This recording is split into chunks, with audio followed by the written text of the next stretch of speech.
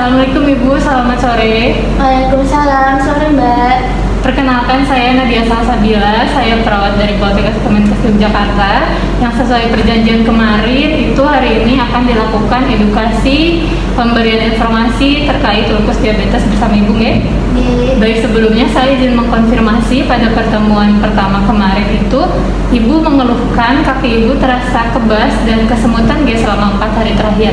Iya, sering begitu Mbak. Baik, kalau begitu hari ini saya akan memberikan edukasi mengenai ulkus diabetes yang bertujuan untuk memberikan informasi kepada Ibu agar Ibu tahu apa itu faktor resiko ulkus diabetes, begitu nggih? Untuk waktunya sekitar 20-25 menit, apakah Ibu bersedia? Bersedia. Baik, jika begitu saya akan memulai sesi edukasinya. Sebelumnya adakah yang ingin ditanyakan terlebih dahulu? Belum sih Mbak. Belum ya, baik. Kalau begitu, sebelumnya apakah Ibu pernah mendengar apa itu ulkus diabetes? Sejauh ini sih belum pernah dengar Mbak. Belum ya, dan belum pernah mendapatkan edukasi seperti ini? Iya, belum. Belum, baik. Kalau begitu, jadi ulkus diabetes itu adalah salah satu bentuk komplikasi dari diabetes mellitus. Nah, ini komplikasinya berupa luka terbuka yang sulit sembuh pada permukaan kulit dan dapat disertai adanya cairan berbau tak sedap. Begitu, nggih? Untuk penyebabnya itu apa? Nah, yang pertama itu ada neuropati. Neuropati itu adalah kadar glukosa darah yang tinggi. Semakin lama akan mengakibatkan kerusakan syaraf karena berkurangnya aliran darah dan oksigen sehingga tidak terdapat kemampuan tubuh mengirimkan sinyal ke otak sehingga pada kaki itu menjadi kering dan mudah robek, begitu Ibu.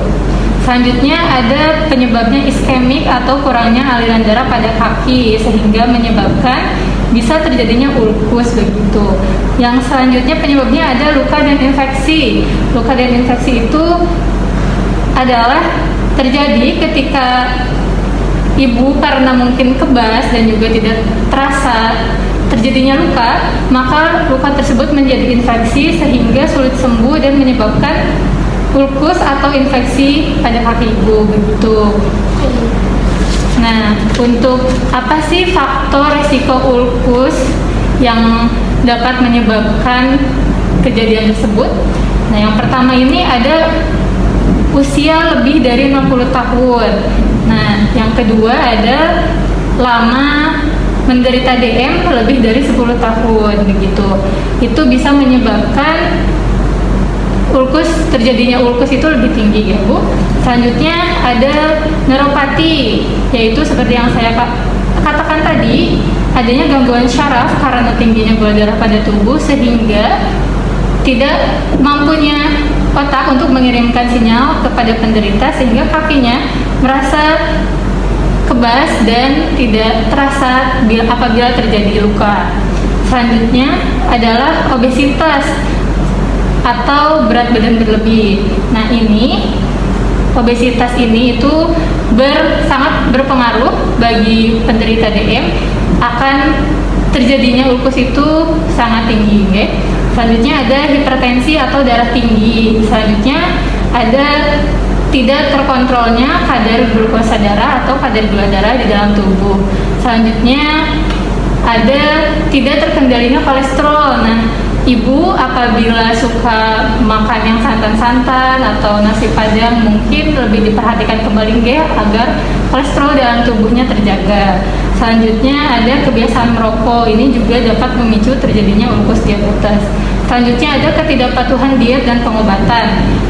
Itu sangat tidak baik ya Bu, apabila Ibu mau mengonsumsi makanan itu harus sesuai dari anjuran dokter, sesuai dari daftar diet, juga Ibu harus mematuhi anjuran minum obat, jangan lupa, jangan terlewat, begitu ya.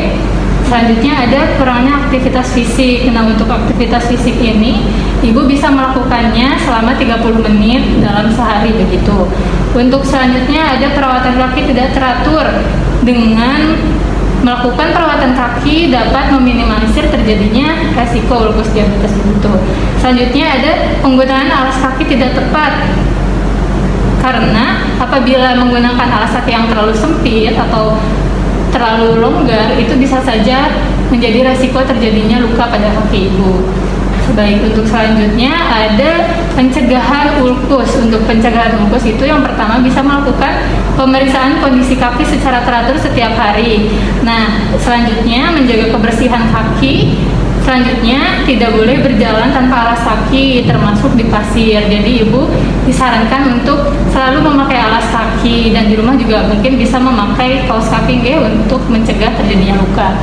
Selanjutnya ada pengecekan kondisi sepatu sebelum digunakan, apakah ada batu, apakah mungkin sudah tidak layak pakai sehingga bisa menyebabkan luka pada kaki ibu. Selanjutnya ada memakai sepatu yang sesuai seperti yang dikatakan tadi. Selanjutnya berolahraga, menghentikan kebiasaan merokok, dan selalu berhati-hati agar tidak terjadi luka pada kaki begitu ibu. Mungkin untuk materinya sudah selesai saya sampaikan. Sampai sini apakah ada yang ditanyakan ibu? Ada Mbak. Baik, tadi kan saya juga kemarin udah cerita kan Mbak, kalau misalnya suka kebas bahkan sampai 4 hari. Nah itu kalau terus berlangsung atau berlangsung lama gitu Mbak, penanganannya baiknya gimana ya? Baik, terima kasih Ibu atas pertanyaannya. Untuk penanganannya, apabila gejala yang dirasakan itu terjadi terus-menerus, Ibu disarankan untuk segera memeriksakan diri ke dokter atau ke fasilitas kesehatan terdekat begitu Ibu. Selanjutnya apakah ada yang ditanyakan lagi? Sama ini Mbak, tadi kan ada yang aktivitas fisik olahraga itu kan Mbak.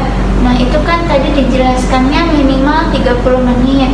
Tapi kayaknya kalau saya nggak kuat Mbak untuk sampai 30 menit itu gimana ya Mbak? Untuk aktivitas fisik itu sebetulnya bisa dilakukan semampunya Ibu saja. Untuk ketentuan waktu tadi itu hanya anjuran saja begitu Ibu. Yang penting dilakukan saja, Oh iya, baik Mbak. Baik, sampai sini ada yang tanyakan lagi? Mungkin cukup itu aja. Baik, terima kasih Ibu sudah bertanya, pertanyaannya bagus. Dan juga sampai sini mungkin Ibu bisa mereview atau menjelaskan kembali sepenangkapan Ibu dari materi yang sudah saya sampaikan tadi. Ibu? Iya baik, tadi itu ulkus ini itu ya Mbak, yang luka sulit sembuh, terus ada cairan yang berbau tak sedap, terus itu ciri-cirinya juga suka kebas gitu, dan hilang rasa pada kaki seperti itu. Dan untuk penyebabnya tadi karena DM-nya juga sudah lama, terus adanya darah tinggi juga, dan gak rutin itu kontrol gula darahnya, atau gula darahnya kalau tinggi itu malah jadi memperparah. Juga kalau misalnya kita nggak jaga kaki itu bisa luka, dan lukanya bisa mudah infeksi seperti itu. Terus untuk itu pencegahannya tadi selalu pakai alas kaki ya Mbak ya, dan juga kalau bisa ditambah dengan kaos kaki biar lebih aman. Dan juga tetap berhati-hati kalau misalnya mau pakai sepatu atau sendal, dilihat apakah ada batu atau tidak, karena takutnya terjadi luka dan malah mengakibatkan ulkus ini. Itu kan Mbak. Ya, Ibu terima kasih untuk penjelasannya, sudah membuktikan bahwa Ibu memperhatikan dengan baik pemaparan materi sejak awal sampai sekarang begitu. Terima kasih Ibu. Sampai sini mungkin sudah selesai sesi edukasinya. Terima kasih Ibu sudah menyempatkan waktu, bersedia untuk hadir pada pertemuan kali ini. Saya ucapkan terima kasih, mohon maaf atas segala kesalahannya. Wassalamualaikum warahmatullahi wabarakatuh. Sebelumnya ini untuk ada leaflet untuk edukasi Ibu di rumah. Mungkin Ibu bisa membaca ulang materi atau menyebarkan informasinya ke keluarga. Mungkin ini bisa Ibu bawa, Terima kasih Mbak. Terima kasih Ibu. Sekali lagi wassalamualaikum warahmatullahi wabarakatuh. Waalaikumsalam warahmatullahi wabarakatuh. Sekian video roleplay edukasi mengenai faktor risiko ulkus diabetes. Semoga bermanfaat. Terima kasih. Wassalamualaikum warahmatullahi wabarakatuh.